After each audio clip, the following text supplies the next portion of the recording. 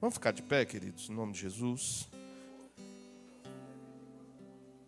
Reposição da EBD quarta-feira, tá bom?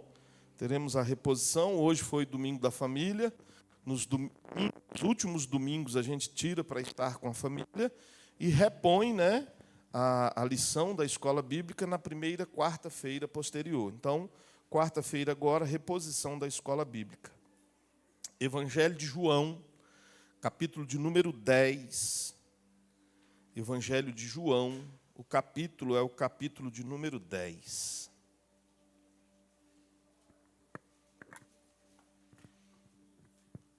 Aleluia. Você pode adorar. Você tem toda a liberdade. Viu, Romulo? Pode dar glória a Deus, pode dizer que Ele é santo. Nós temos liberdade aqui para adorar o Senhor. Nós estamos aqui para isso. Então, se sinta à vontade para isso. Evangelho de João, capítulo de número 10. Nós vamos ler a partir do verso de número 7, que diz assim: Jesus, pois, lhes afirmou de novo: em verdade vos digo, eu sou a porta das ovelhas. Todos quanto vieram antes de mim são ladrões e salteadores, mas as ovelhas não lhes deram ouvido. Eu sou a porta. Se alguém entrar por mim, será salvo, e entrará e sairá e achará pastagem. O ladrão vem somente para roubar, matar e destruir. Eu vim para que tenham vida, e vida em abundância. Feche os seus olhos, por favor. Senhor Jesus, nós te agradecemos, Pai, por esta oportunidade de ouvir a Tua voz. Eu rogo a Ti, Espírito Santo, que nessa noite prepares cada coração. Aguce, Senhor, cada ouvido. Traga clareza ao nosso entendimento. Que nós possamos ser alcançados pela Tua vontade, a Tua misericórdia e a Tua graça se façam presentes neste lugar. Ministra sobre nós o Teu amor, Senhor. Transforma o nosso amanhã segundo os Teus ensinamentos. É o que nós te pedimos e te agradecemos em nome de Jesus. E toda a igreja diga: toma assento glorificando ao Senhor nessa noite em nome de Jesus. Eu sempre tento ser sucinto, né? Nas minhas palavras. Vou tentar de novo hoje ser sucinto nas minhas palavras. Vamos ver. Uns 30 minutos. Não sei se vou conseguir não, mas vou tentar. Quero que vocês entendam o contexto dessa fala de Jesus. Jesus está vindo de uma circunstância aonde ele tinha curado um cego. Sei que todos vocês já ouviram uma história, né? Que um cego se apresenta a Jesus. Jesus começa a conversar com ele, cospe no chão, faz uma lama, a Bíblia chama de lodo. Jesus passa essa lama, esse lodo, nos olhos do cego e fala assim: vai lá se lavar. E esse cego, ele acaba que fica curado, ele volta a enxergar. O que a gente não ouve falar com tanta constância é que depois que esse cego foi curado, ele foi procurado pelos judeus, pelos escribas, pelos fariseus, porque ele havia sido curado num sábado. E aí aqueles homens, né, acabaram, depois de um pouco de conversa, se dividindo em dois grupos. E um grupo fala assim: ele é de Satanás, porque ele não guarda o sábado. E outro grupo fala assim: como pode um homem realizar coisas tão maravilhosas? E eles começam a arrazoar entre si sobre a identidade de Jesus. Eles começam a refletir entre si sobre quem, na verdade, era Jesus. E aí eles questionam aquele cego e falam assim: vem cá, ele era profeta? Você tem certeza que aquele homem que te curou era profeta? Começam a discutir sobre, a identidade, o chamado de Jesus, aquilo que ele pregava. Um pouco depois, Jesus tem a oportunidade de conversar com esse cego. E aí Jesus questiona esse cego, dizendo assim: você me vê? E aí o cego fala: vejo. Pois você vê o cumprimento da promessa, o Filho do Homem. Se você vê o Filho do Homem, você vai crer. E ele fala assim: mostra-me o Filho do Homem, e eu creio, eu crerei. E Jesus fala assim: pois você já o vê. Quer dizer, você já está vendo, sou eu. E aí o cego fala assim: então, Jesus, eu creio. E aí Jesus começa a dissertar sobre o quê? Sobre esta relação religiosa que também existia naquele tempo. Que era o quê? Jesus vir como cumprimento da profecia de Isaías, mas não ser recebido por aqueles que o esperavam. Então, quer dizer, aqueles homens, aqueles sacerdotes, aqueles escribas, aqueles fariseus, aqueles judeus, aqueles que nasceram desde a sua infância esperando que Jesus viesse, quando veem Jesus, quando presenciam os milagres, o poder, a manifestação do amor de Deus através de Jesus, eles não creem. E aí Jesus começa a dissertar a respeito desse conflito, começa a dissertar a respeito dessa dúvida que estava se instalando no coração daqueles que deveriam estar felizes, porque a promessa estava se cumprindo. E aí ele fala lá no começo, ele fala assim: em verdade vos digo, quem entra pela porta no aprisco das ovelhas, mas sobe quem não entra pela porta, mas sobe por outra parte, esse é ladrão e salteador. Aquele, porém, que entra pela porta é o pastor das ovelhas. Para esse, o porteiro abre, as ovelhas ouvem a sua voz, e ele chama pelo nome as suas próprias ovelhas. Olha o que Jesus está falando. Jesus está falando que existem pseudo-pastores que se dizem pastores, mas que não fazem aquilo que deveria ser feito, ou que não são reconhecidos pelo chamado que Deus impõe a estas pessoas.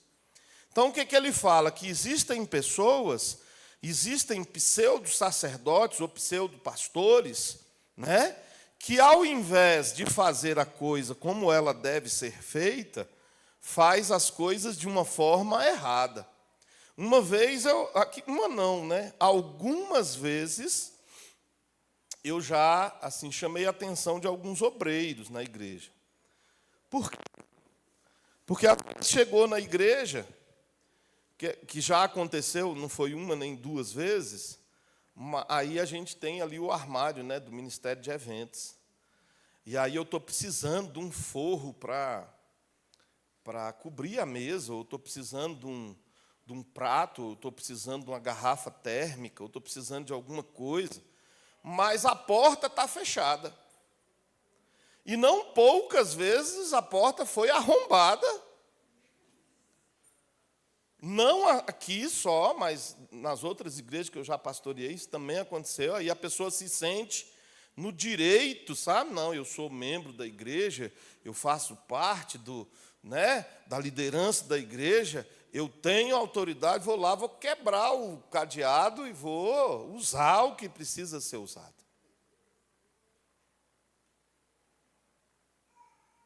Estou parafraseando aqui o que Jesus está dizendo. Às vezes a pessoa está aqui na igreja e ela acha que é pastor ou pastor. E eu já vi lá no PSUL também, O cara saiu lá do meu gabinete pastoral, ele era presbítero. Quando chegou em casa, do outro lado da quadra, ele já era pastor. Igual o pastor Carlos falou, que também presenciou, uma situação do obreiro que não foi ungido. E aí ele foi lá, comprou o óleo, né, pastor? E jogou. O pastor não me ungiu, não, mas Deus está me ungindo agora. Eu estou me ungindo a pastor e vou ungir você agora, evangelista. Você vai ser evangelista. Então, assim, as pessoas estão tendo atitudes ou estão agindo de uma forma, não apenas agora, mas desde a época de Jesus, que não é a forma esperada para quem crê na promessa. Vocês entendem? Olha o que Jesus fala para o cego. Jesus fala assim: se você vê o Filho do Homem, você crê? E aí o cego fala assim: é só o Senhor me mostrar que eu vou crer. E aí Jesus fala: pronto, sou eu. E ele olha para Jesus e fala assim: então eu creio. Então eu acredito, Jesus. O que nós não estamos entendendo é que muitas vezes os nossos próprios interesses, os nossos próprios planos, as nossas próprias vontades, os nossos próprios projetos, aquilo que a gente quer fazer, começa a se tornar mais importante do que aquilo que a gente precisa ser. E aí a gente começa a querer a não entrar mais pela porta. Eu começo a desejar a não fazer mais parte do processo, pastor David. Eu começo a buscar para mim caminhos, atalhos, para que eu possa chegar onde eu quero chegar. O que Jesus fala? Jesus fala assim: ó, o porteiro, quando vê o pastor chegar, ele abre a porta. Mas o salteador, o ladrão, ele entra pela janela. Ele pega um atalho, porque ele não quer esperar o dono do rebanho. Ele não quer esperar o momento de entrar. Ele acha que as suas próprias convicções são mais importantes do que aquilo que Deus ensina. Vocês conseguem entender? Estão conseguindo raciocinar comigo aquilo que Jesus estava ensinando? E aí Jesus chega nessa parte que a gente leu, e ele fala de novo, né? Em verdade vos digo, eu sou a porta. Eu sou a porta. Todos quantos vieram antes de mim são ladrões e salteadores, mas as ovelhas não lhe deram ouvidos. Eu sou a porta, e se alguém entrar por mim, será salvo. Irmãos, isso aqui é algo que a gente tem que ter de uma forma muito concreta nos nossos corações. Quero dizer para vocês, eu já falei isso aqui algumas vezes, vou falar de novo. Não prego teoria da prosperidade, não prego, porque o Salmo 128 diz: aquele que teme ao Senhor e anda nos seus caminhos será abençoado. Então, quando a gente está no caminho do Senhor, a prosperidade vem automaticamente. Eu não preciso correr atrás dela. Eu estou caminhando no caminho que Jesus preparou para mim e as bênçãos estão me alcançando. Você vai pegar o Salmo 128, você vai ver que é bênção para a família, que é bênção material, que é bênção na vida dos filhos, que é bênção saúde, né? Olha o que ele fala, que nós vamos ter uma vida longa, que a gente vai ver os filhos dos nossos filhos, isso é longevidade. E ele fala no final do 128 assim: e verás o quê?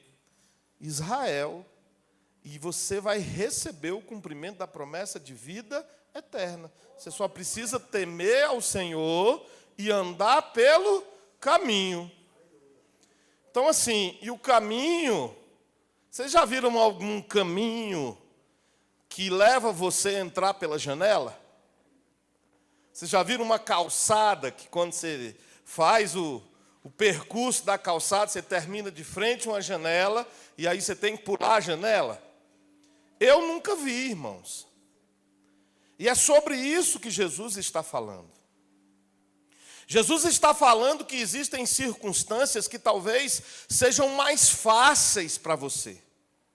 Jesus está falando que existem momentos, companhias, escolhas, que talvez vão gerar para você um resultado rápido, um resultado fácil e com pouco desgaste. Mas Jesus está dizendo que existe algo que é verdadeiro e que não vai mudar. Jesus está dizendo assim: olha, eu sou a porta, o caminho sou eu, o percurso sou eu. Você tem que estar preocupado se você passa por mim. Se aquilo que eu sou para você permite que você tenha liberdade. Olha o que ele fala: eu sou a porta, e aquele que entrar por mim será salvo, e ele entrará e ele sairá. Por que Jesus fala isso, irmãos? Quero explicar isso para você de uma forma muito simples, que eu falo muito aqui na igreja. A gente, às vezes, se relaciona com pessoas que não acreditam naquilo que a gente acredita. Então, a gente vai lá fora. Eu vou lá fora. Eu trabalho, corto cabelo, eu faço contabilidade, eu cuido, gerencio lá o departamento pessoal, eu mexo com obra. Eu vou lá fora. Mas eu sei que a minha conduta e as minhas escolhas me permitem voltar e falar assim: Jesus, eu estou de volta. Jesus, e a porta vai estar aberta. O que Jesus fala? Ele entrará e ele sairá. Eu posso ir lá? Posso, não, devo. Porque eu vou lá fora também e eu vou falar assim: Samuel, Jesus salva. Jesus cura, Samuel. Jesus liberta. Jesus transforma. Jesus restitui alegria, sonho. Jesus restitui perspectiva. Jesus multiplica aquilo que a gente tem. Jesus, ele tem poder para cumprir todas as promessas que ele fez. Samuel, vamos lá que eu quero levar você lá em Jesus. Onde é? Onde é? É aqui, vem cá, vamos entrar aqui por Jesus aqui. Vem aqui. E aí a gente apresenta Jesus. Aquele que nunca pecou. João, no capítulo 21, no verso 20, ele fala assim: se todos os milagres que Jesus fez fossem escritos em livros, estes não caberiam sobre a face da terra. O que a gente entende, o que a gente sabe sobre a manifestação do poder de Jesus é uma agulha num palheiro. É ínfimo perto daquilo que Jesus realizou durante o seu ministério aqui na terra. Porque ele pode todas as coisas. Ele pode todas as coisas. Agora, irmãos, deixa eu dizer uma coisa para vocês. E que isso fique de lição para cada um de nós, gravado nos nossos corações. Eu não posso buscar Jesus porque eu quero ficar rico. Eu não posso vir para a igreja porque eu quero ser famoso. Eu não posso vir aqui porque eu estou carregando muitos fardos emocionais. E Jesus falou assim: vinde a mim todos que estáis cansados e sobrecarregados, e eu vos aliviarei. Mas Jesus, ele está só gerando um vínculo de relacionamento para quê? Para que você possa perceber que ele pode mudar a sua vida. Que ele pode transformar a sua realidade. E ele fala assim: a partir do momento que você veio até mim, você tem liberdade para ir e para voltar. Porque eu estou aqui, filha. Eu vim para salvar a sua vida, para salvar a sua história, para transformar a tua perspectiva de futuro. Só que é muito mais fácil a gente acreditar em uma palavra que valida as coisas erradas que a gente quer fazer. valida as coisas erradas que a gente quer fazer. Esses dias eu estava conversando, falei que, para mim, para a pastora, foi muito difícil quando a gente se converteu. Porque a gente já era velho. A gente já era velho. Estava com 33 anos quando eu aceitei Jesus. E você com 33 anos de idade, você já está com a sua estrutura social, psicológica, emocional formada. Você já tem um cotidiano. E para você mudar aquilo que você faz todos os dias, para você transformar aquilo que você faz, que você está acostumado a fazer todos os dias, não é fácil. Mas o que trouxe esperança para os nossos corações? Foi isso aqui, ó, que Jesus falou. Jesus falou assim, ó: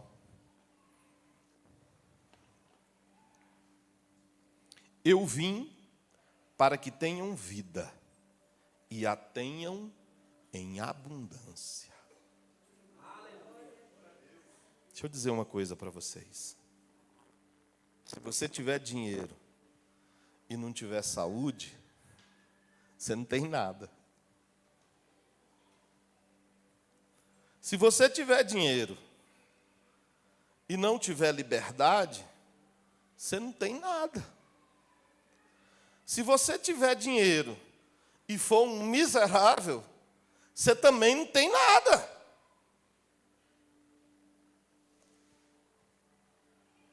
Se você tiver saúde e não tiver dinheiro para comprar um pão, você não tem nada. Gente, essa época da pandemia é interessante que a gente conjectura algumas coisas, né? E aí todo mundo dentro de casa, mas a Cracolândia estava cheia. Eu não ouvi um caso de Covid na Cracolândia. Vocês ouviram falar de alguém na Cracolândia que pegou Covid? Que morreu de Covid? Eu não ouvi. Vocês ouviram? São pessoas que já estão no fundo do poço, mas tem saúde. Mas a saúde, sem uma estrutura social, não é nada. Estão lá nas drogas. Às vezes a gente que cuidou a vida inteira, quando chega na média idade, a gente já está destruído, cansado, o joelho ruim, o pé ruim. E a gente comeu bem, dormiu bem, não usando droga. E o pessoal lá da Cracolândia, todo mundo corre da polícia, bem.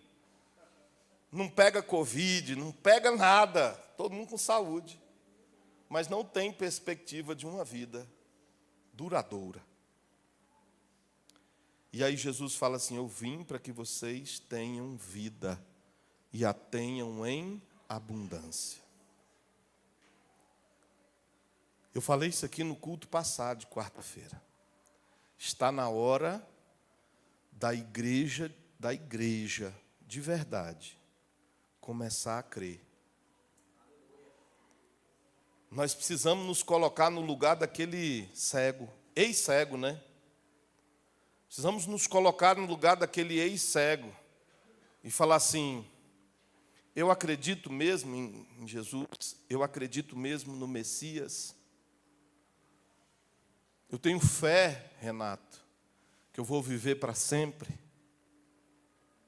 Eu tenho confiança de que este Messias cumprirá todas as suas promessas sobre a minha vida.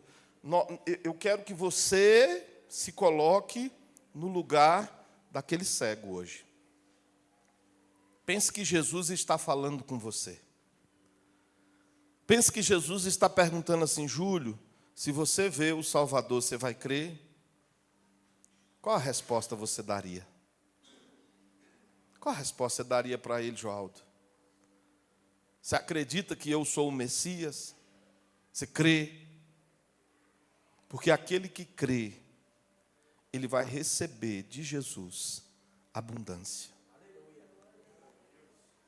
E eu quero que vocês entendam que Jesus fala assim, ó, vida em abundância. Essa promessa, ela é uma promessa extraordinária. Por quê? Porque a vida não se resume apenas à sua existência biológica. Não se resume apenas a você estar respirando. O coração está batendo. Porque o que nos dá entendimento de que nós existimos é a nossa consciência, o nosso intelecto. Então, quando Jesus fala de vida em abundância, é saúde. Mas não é só saúde física, é saúde mental. Mas não é só saúde mental, é saúde espiritual, é saúde psicológica, emocional. Você não pode ser abundante se você sofre de síndrome do pânico. Por quê? Porque você tem medo de sair de casa. Quem é que vai te libertar disso? Quem vai te libertar? Jesus. Mas a liberdade só vai vir quando você entender quem é Ele. Quando você entender que você pode até ir lá fora, mas o nosso lugar é aqui dentro. Eu vou lá fora, eu trabalho, sustento, busco a provisão, busco as pessoas que Jesus escolheu, falo dele, mas o meu lugar é aqui dentro, pastor David. Porque eu acredito, porque eu creio, porque eu entendo o que Jesus falou. Eu entendo quem é Jesus. E quando a gente entende que o poder de Jesus é soberano sobre todo medo, eu sou livre do medo. Quando eu entendo que o poder de Jesus é soberano sobre toda ansiedade, eu me torno livre da ansiedade.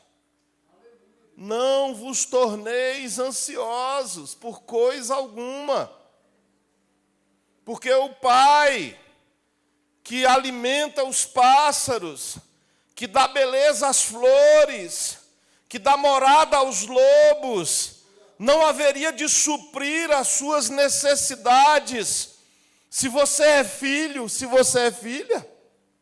Se Ele faz isso por animais, plantas, que não têm sentimentos, o que Ele vai fazer por você, Vivi?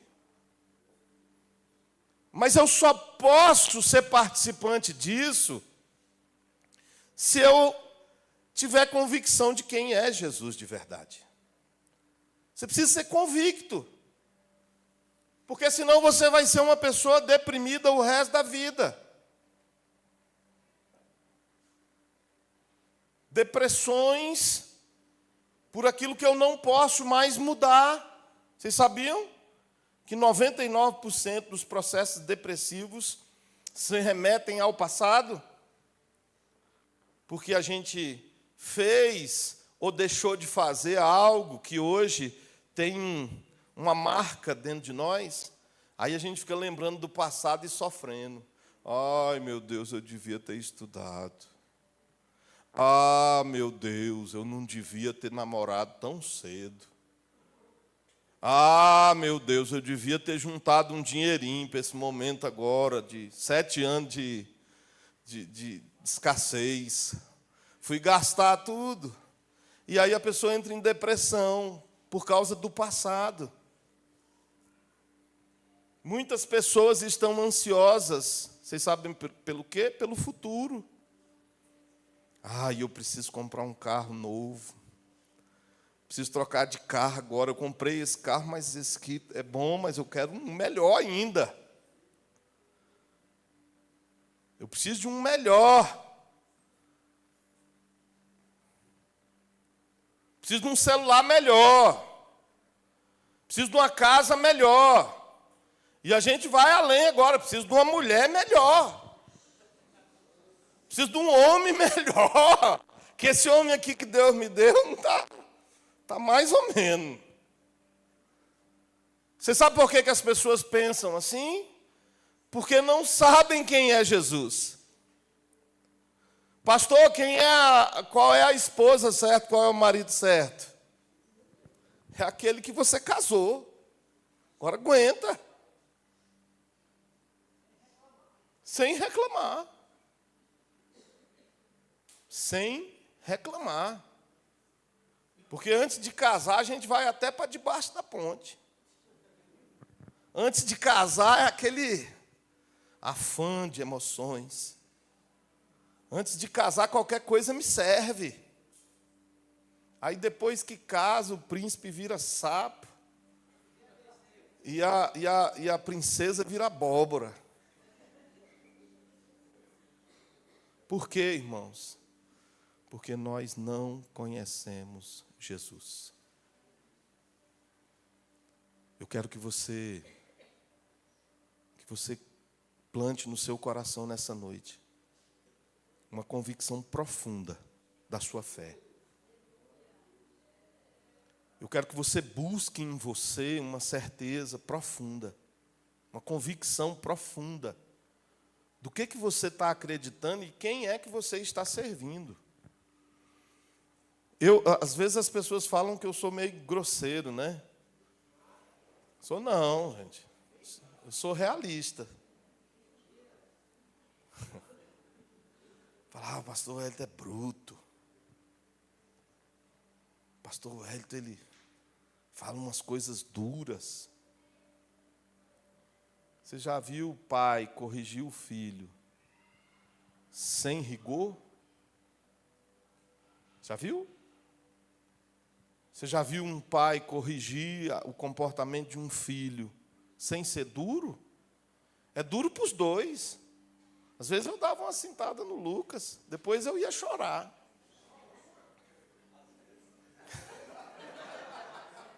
É porque você deu trabalho. Eu só preciso dar uma joinha. Eu só preciso dar uma cintada. Eu não preciso dar duas. E eu falava para o Lucas. Esses meninos Nutella aí, vou te contar. Uns meninos desses nunca brigou na rua. Nunca brigaram na rua. Nunca jogou bolinha de gude em finca. Nunca fez carrinho com lata de Neston. Nunca. Nunca comeu bolo de barro. Nunca nadaram na enxurrada. Se dá uma mãozada num menino desse, ele desmancha na hora. Acabou. Eu vou terminar os meus dias tranquilo, joinha. Tranquilo.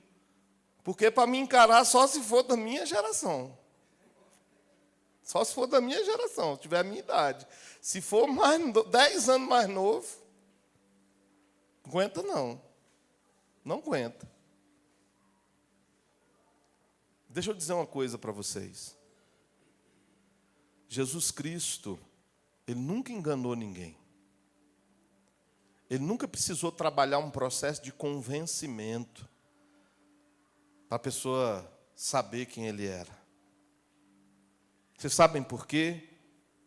Porque a pessoa, quando recebe aquilo que é bom, reconhece. Eu vejo algumas igrejas que estão conquistando as pessoas com promessas.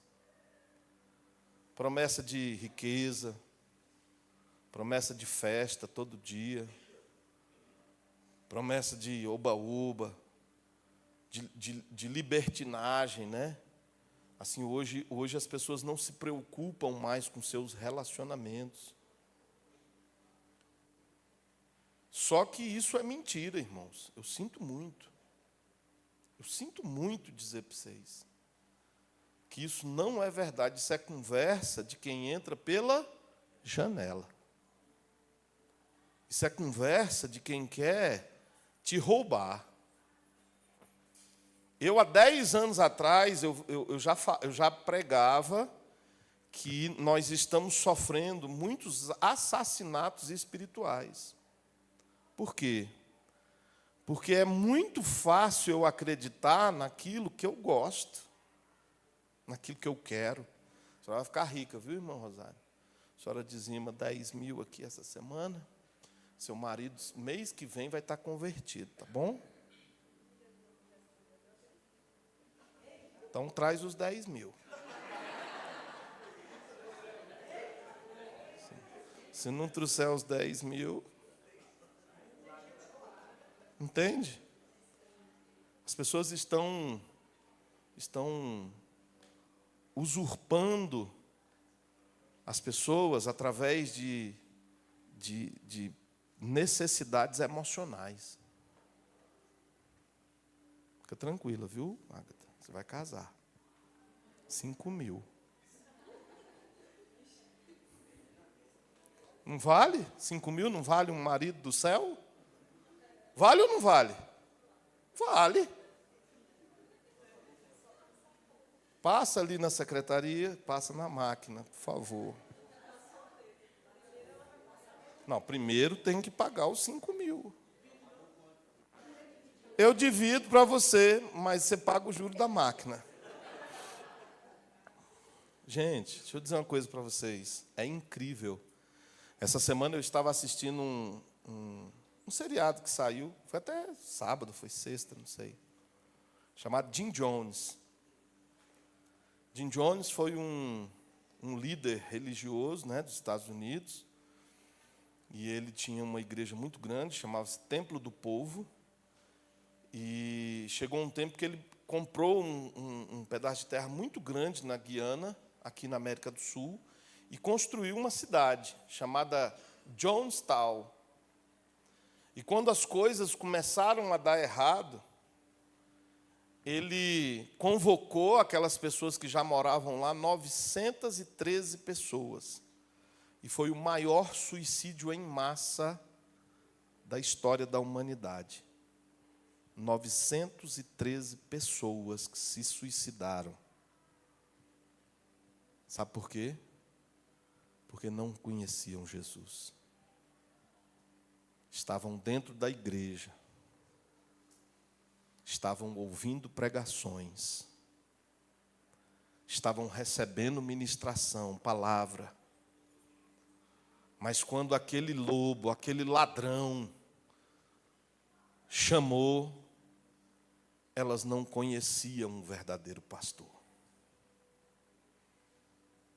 E é interessante, depois, né, as investigações dizem que as que não quiseram se matar, eles mataram.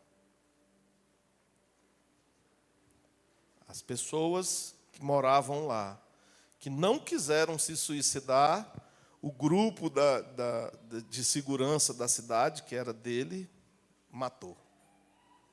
Irmãos, mais uma vez eu quero dizer para vocês, Jesus não demora voltar. Jesus não tarda a voltar. Você precisa conhecê-lo. Você precisa saber quem é Ele. Você precisa ter convicção de que você está servindo ao Messias. Eu estava conversando com Wesley aqui na nossa vigília. E eu estava falando para o Wesley como é difícil fazer a obra do Senhor. Nós estamos na terceira igreja pastoreando. Terceira. Nós pastoreamos na 1/3 da Ceilândia Norte, a primeira igreja. Na 32, lá do Pessu, a segunda igreja. E essa é a terceira igreja. A primeira igreja que a gente pastoreou, o pastor falou assim, vai lá que a igreja é para fechar. A igreja está lá até hoje. Foi restaurada. Aí nós fomos para o Pessu. Chegamos no Pessu, tinha 21 pessoas cultuando lá no Pessu. Metade foi embora. Mas nós tivemos um período lá no Pessu, o pastor Carlos acho que lembra, a gente tinha uns 300 membros congregando lá. E a gente tinha que fazer culto de manhã e culto à noite, porque não cabia todo mundo dentro da igreja. E a igreja está lá. E aí nós chegamos aqui na pandemia, e a igreja era bem aqui, né? A parede da igreja era aqui, o templo era só aqui, esse lado de cá, o púlpito ficava aqui. E aí Deus falou assim, derruba. E o primeiro relatório financeiro que nós pegamos dessa igreja aqui, a igreja tinha arrecadado R$800.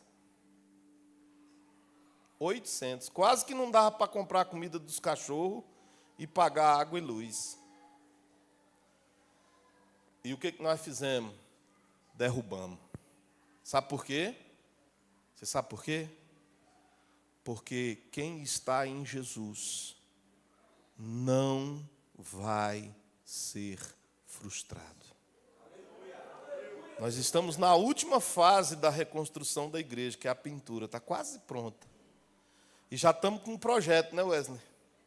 Já estamos com projetos aí para frente de puxar esse fundo da igreja lá para a grade. Sabe por quê? Porque quem sabe quem é Jesus, ele vai vencer. Ele vai ter uma vida abundante. Por mais que a gente lute, igreja, por mais que as coisas sejam difíceis, pastora Daiane, por mais que as pessoas sejam difíceis, ingratas, com tudo que a gente oferece, por mais que as pessoas elas sejam desanimadoras, que você bota um projeto desse e vai falar assim, não, isso não vai dar certo não, isso não vai funcionar não. E às vezes você vai sozinho. Mas se você estiver caminhando no sentido de entrar pela porta que é Jesus, tenha certeza que a sua vida será abundante, que o seu casamento será abundante, que a sua família será abundante, que o teu trabalho vai ser abundante.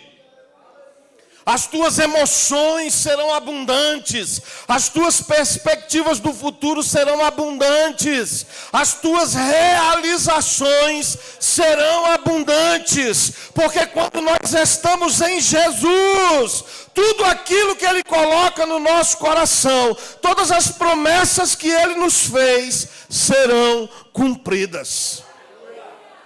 Ele te promete a abundância. Como é que foi lá a marcha para Jesus? Ah, no outro, né? Pronto, já vai tocar lá na Marcha para Jesus, em Santo Antônio. Com o pessoal que toca com quem? Com o Fernandinho. Ali, ó, o Guilherme. Os músicos que tocam para o Fernandinho vão tocar junto com o Guilherme. É a essência que é Jesus. Você sabe quando é que isso acontece? Quando você reconhece quem você está servindo. Se você souber qual é a porta, quem é a porta, se você souber entrar, se você souber sair, se você souber voltar, você não se preocupa não. O resto é com Ele. Vamos ficar de pé, queridos, em nome de Jesus. Eu quero orar por você nessa noite. Eu quero que você tenha uma semana extraordinária. Eu quero que você tenha a perspectiva de uma vida abundante. Quando é que o bebê vai nascer, Raíssa? Setembro, né? Depois, próximo mês, nós vamos fazer uma campanha, viu?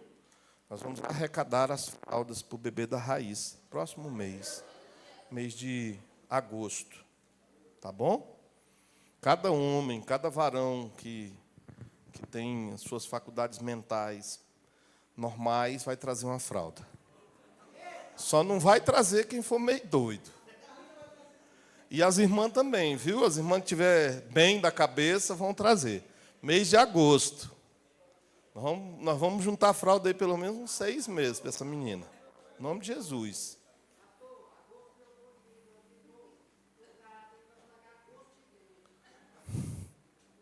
Mas o gosto de Deus é que nós tenhamos uma vida abundante. Vocês creem? Vocês creem nisso? Vocês creem que a abundância, a promessa de abundância, ela está sobre nós e que nós podemos ser alcançados, viver, ver, experimentar a abundância de Jesus? Eu não tenho dúvida, igreja. Eu não tenho dúvida de que Jesus vai realizar infinitamente mais do que aquilo que nós pedimos ou pensamos, conforme o seu próprio poder que opera em nós. Você quer ver algo extraordinário? Deixa o Espírito Santo operar em você. Deixa o Espírito Santo transformar os teus sentimentos. Deixa o Espírito Santo te curar. Deixa o Espírito Santo te lavar, te limpar, te santificar. Deixa o Espírito Santo te dar sonhos. Deixa o Espírito Santo te dar estratégias. Deixa o Espírito Santo transformar a tua vida. Em nome de Jesus. Eu quero que você comece a orar nessa noite.